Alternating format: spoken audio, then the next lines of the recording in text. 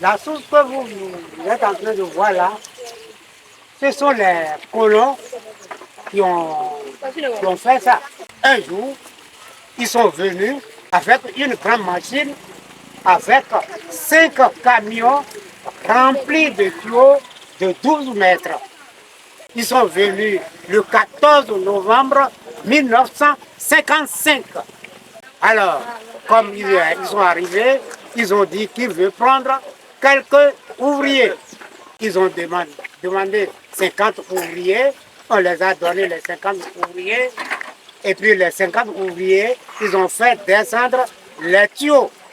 Après avoir descendu les tuyaux, ils ont dit que ce sont eux-mêmes qui veulent travailler la nuit. Et le jour, les Noirs vont leur apporter les tuyaux à la machine. Ils travaillaient pendant 3 mois et ce qu'ils veulent, ils n'ont pas trouvé.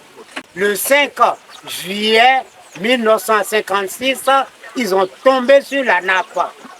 Et puis la nappe a envoyé l'eau en haut. C'est comme ça qu'on a pu récupérer de l'eau chaude. L'eau là était sortie avec une température de 80 degrés. On ne peut pas mettre la main dedans. Alors, les colons, ils ont rapidement fait le forage. Après avoir fait le forage, ils ont fait des tuyaux pour prendre de l'eau. L'eau là était sortie le 5 juillet 1956 à 4 heures du matin. Sa profondeur est de 450 mètres. Le problème que moi et mes coéquipiers avions détecté, c'est quoi? C'est l'utilisation des produits chimiques dans le domaine agricole, genre l'effet que l'utilisation des produits chimiques dans l'agriculture a sur notre vie humaine et sur l'environnement. Pour y remédier, nous avons comme solution la rotation des cultures. Je dis quoi par là? Cette année, j'ai cultivé du maïs ici. L'année prochaine, je ne vais plus cultiver du maïs. Je peux cultiver du piment. En dehors de ça, nous avons l'utilisation des engrais naturels comme le compost. Les engrais verts. Et à Agégué là-bas, ce qu'on peut utiliser comme ça, il y a la chassagne d'eau, toblé. On peut prendre ça pour mettre ça sur le champ, laisser ça va rester là, se sécher, se dégrader. Et puis après, au temps de la culture, vous venez vous cultiver, ça va donner un bon rendement. C'est mieux que les engrais chimiques que nous utilisons. Pour lutter contre les insectes dont j'avais parlé, vous pouvez utiliser des biopesticides naturels. Vous pouvez fabriquer ça vous-même à grâce de quelques ingrédients naturels que nous connaissons tous.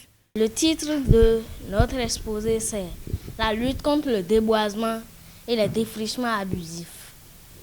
Lorsque nous parlons de déboisement, nous parlons des abattages des arbres qui sont réguliers ces derniers temps.